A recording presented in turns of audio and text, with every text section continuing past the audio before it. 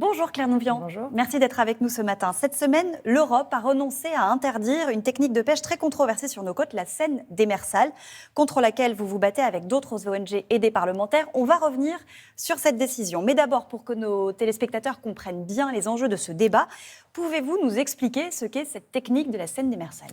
Oui, alors la seine démersale, c'est un nom barbare qui est rentré dans notre vocabulaire aussi. C'est une technique de pêche qui est apparentée au chalut de fond. Vous savez, ce sont des techniques qui raclent les fonds.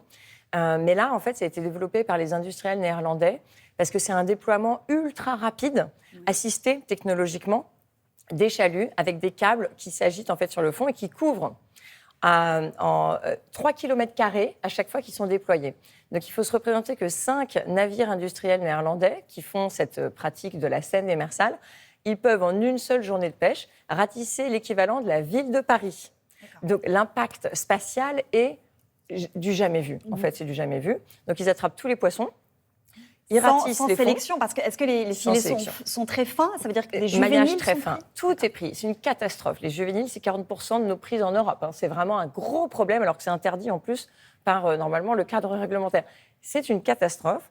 Et donc, ça transforme l'océan en désert. Combien de temps il faut pour que la vie se reconstitue après le passage Alors ça dépend des espèces, mais il faut surtout arrêter de déployer des méthodes de pêche qui ne sont absolument pas durables. Depuis quand elle est utilisée, cette technique de pêche ? Ça fait plusieurs années qu'ils sont en train de prendre de l'espace, d'arriver sur notre territoire, parce qu'en fait, ce que font les Néerlandais, ils avaient fait la même chose avec la pêche électrique. Ils commencent par développer leur technique de pêche, ils la déploient en mer du Nord, ils assèchent la mer du Nord, et ensuite ils arrivent en Manche Est, vers la frontière belge chez nous, vers Dunkerque, etc.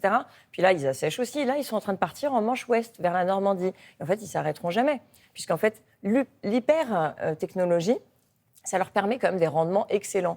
Et donc, ils sont dans une approche très égocentrique, tout à fait compétitive, qui laisse complètement sur le carreau les pêcheurs artisans et les pêcheurs côtiers. Mais parce qu'il n'y a que des pêcheurs néerlandais qui pratiquent cette pêche-là ? Il n'y a pas de Français ? Il y a quelques Français qui ont été convaincus, notamment par les Néerlandais et par leur porte-parole en France, les industriels qui sont alliés capitalistiquement avec les Néerlandais.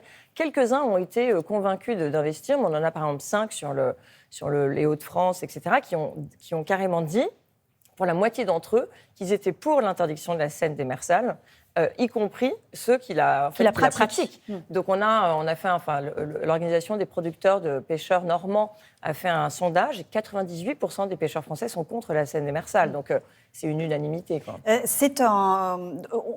a combien de bateaux là qui la pratiquent ? On dit une cinquantaine en ce moment sur nos côtes, dans la Manche, voilà, une cinquantaine dans la Manche et une quarantaine qui arrivent sur nos côtes, mais alors quotidiennement pour faire en plus de la pêche illégale. Les défenseurs de cette technique disent aussi que, et vous le dites aussi, que c'est très efficace. Donc ça veut dire des séances de pêche plus courtes aussi et moins de carburant utilisé pour ces pêches. Alors c'est de la destruction des emplois, c'est de la destruction du climat au sens où ils détruisent l'écosystème. Et quand le climat, c'est évidemment des émissions de CO2, mais c'est aussi de la resuspension du carbone, c'est aussi de la destruction des emplois sur les littoraux. Donc ils arrivent en effet, eux c'est une vision de la pêche où on va garder quelques grands bateaux qui attrapent tout et qui détruisent tous les emplois. Donc si c'est ça, en effet, la transition écologique, on n'a pas la même définition de la transition écologique. Eux, c'est vraiment un accès aux ressources pour eux, en détruisant tout, pour quelques grandes unités industrielles qui raflent tout et qui vont jusqu'en Afrique pour détruire aussi les emplois.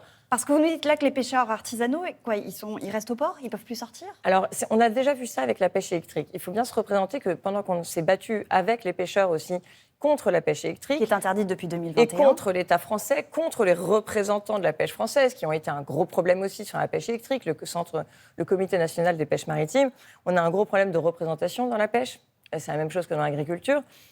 On s'est battu contre la pêche électrique, on a gagné parce qu'on s'est mobilisés comme des dingues avec Bloom et les pêcheurs, mais la France a autorisé à la fin, c'est-à-dire la négociation de ce qu'on appelle le trilogue, c'est la négociation finale entre le Parlement, la Commission et le Conseil, c'est-à-dire les États membres. La France avait autorisé 3 ans de répit à la pêche électrique avant qu'elle soit vraiment interdite. Donc ça a et on avait dit, attention, si vous autorisez 3 ans de répit, quand les pêcheurs artisans vous disent que c'est trop, ça va être trop, ils vont pas tenir. Ils n'ont pas tenu. Et donc le port de Dunkerque a chuté. C'est-à-dire que le port de Dunkerque aujourd'hui est un port mort. La criée a fermé, il reste 5 bateaux sur les quais.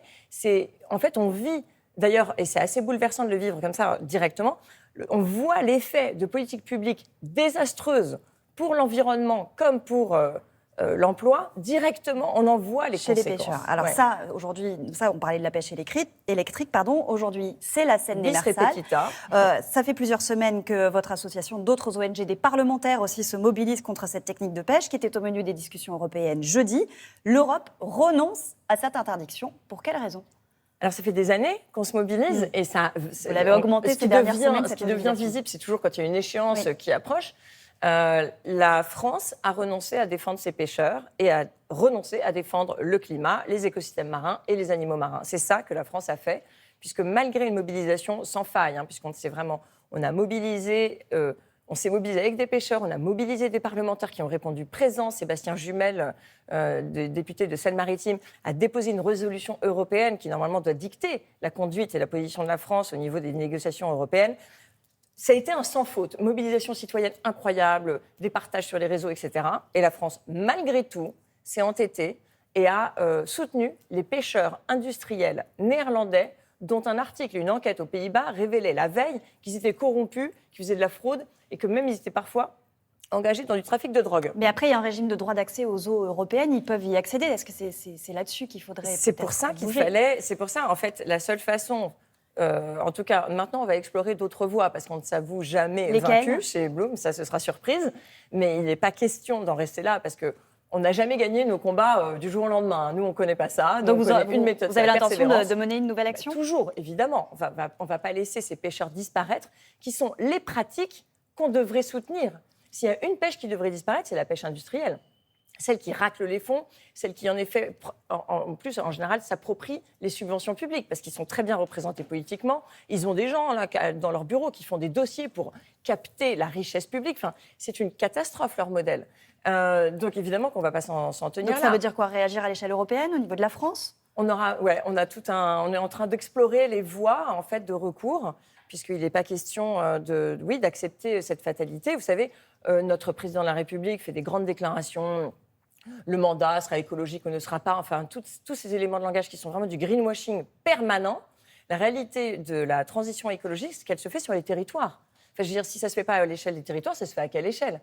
Donc là, typiquement, on avait la possibilité de maintenir des activités économiques qui sont des activités familiales, de père en fils en général, depuis des générations, qui créent la vitalité économique de nos territoires et de notre littoral, avec des pratiques de pêche qui ne sont parfois pas idéales, mais qui vont et qui acceptent l'idée qu'elles doivent en effet transitionner vers des pratiques plus sélectives, avec moins de consommation de carburant, moins d'impact sur les fonds.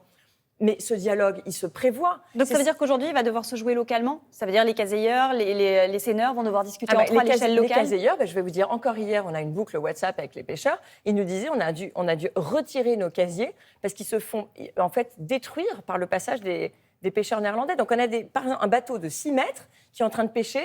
Il y a le centre de surveillance qui va les appeler en leur disant « Dégagez, il y a un bateau de 30 mètres qui arrive alors que c'est un industriel néerlandais qui va débarquer ses poissons dans des camions qui partent directement en Hollande, enfin, avec des fraudes qui ont été avérées.